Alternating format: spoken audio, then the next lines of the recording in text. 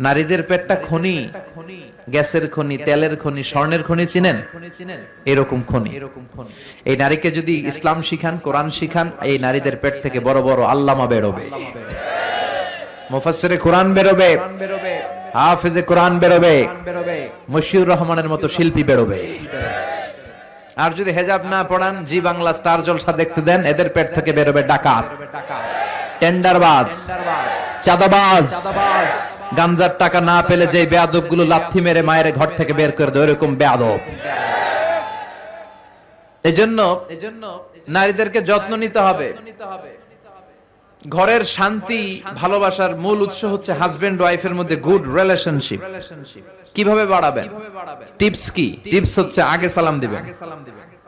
আজকে মাহফিল থেকে যেই কি করবেন? আগে সালাম দিবেন। পারবেন না? ইনশাআল্লাহর আওয়াজ কমে গেছে।